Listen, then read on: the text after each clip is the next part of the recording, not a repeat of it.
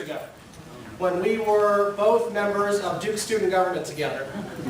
And Justin was running for and was selected as the one of 1,600 students in the graduating class to serve on the Duke Board of Trustees, which is remarkable as an undergrad.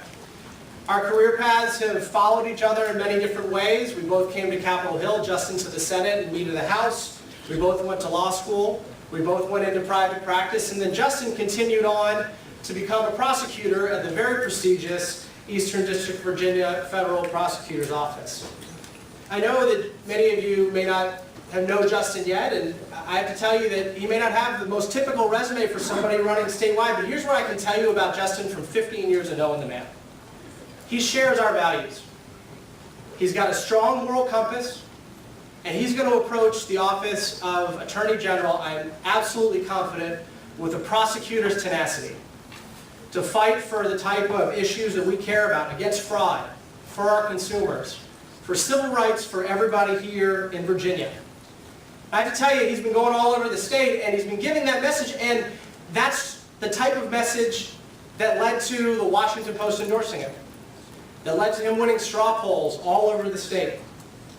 And I have to tell you that it's what's going to lead me to be casting my next vote for Justin Fairfax on June the 11th, and I hope you'll be joining me in doing that. So, Justin, the podium is yours.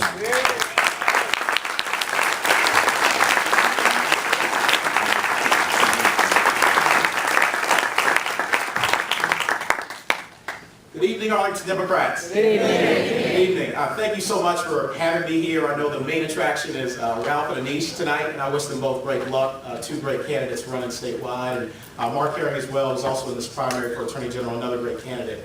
Mike, just on a personal note, I would like to thank you for being such an incredible friend. And what Mike didn't mention is that we followed each other so closely in our careers and our personal lives that we both named our sons Cameron. So it wasn't after the Duke Stadium, I don't think, but maybe it was. I don't know about My son's middle name is Indoor, but that's a family. I know it's way back.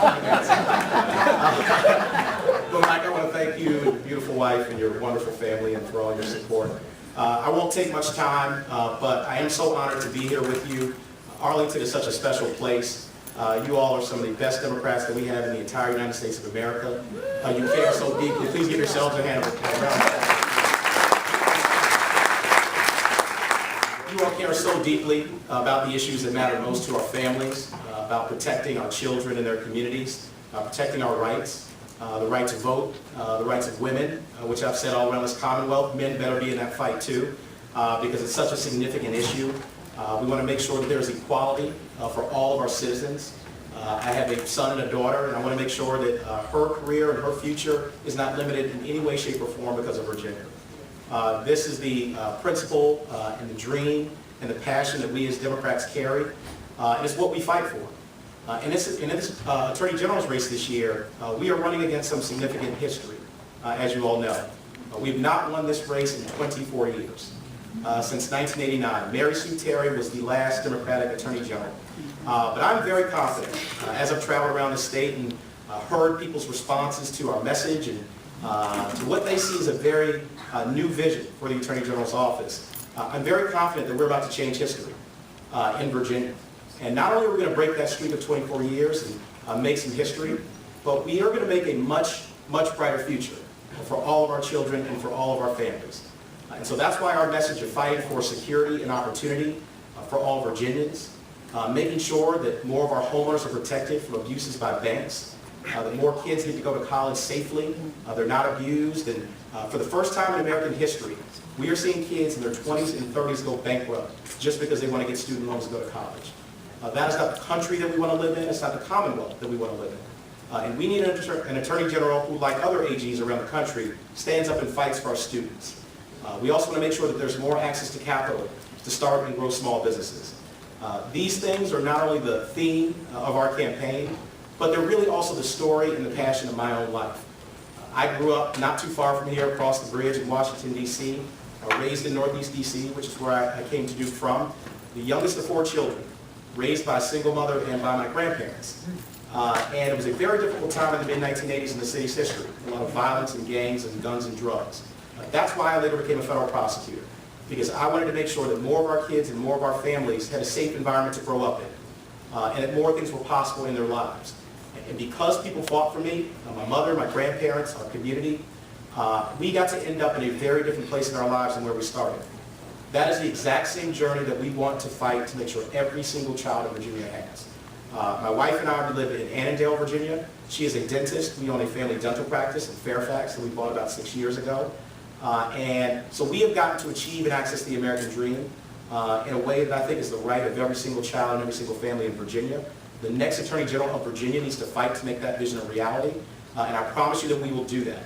I'm currently going about 2,000 or 3,000 miles around the Commonwealth in these final couple of weeks of the campaign. That message has resonated in Southwest Virginia, South Side, where I was just visiting with some Democrats there a couple of days ago, Hampton Roads, Richmond, and of course here in Northern Virginia. People are really excited. They're excited about that opportunity to make history, but more importantly, they are passionate about this chance that we have to make sure that more of our kids get that exact same access to the American dream that I did.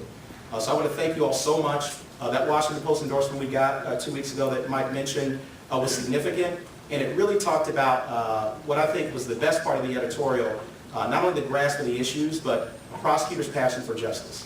I think that sums up why we're in this race, what we want to fight for, and why we're about to make some history this year with your help. So I'll be honored to have your vote, be honored to have you work alongside us and us to work alongside you and fight for these causes. And I thank you, and we're going to have some celebrating to do June the 11th and November the 5th with your help. God bless you all.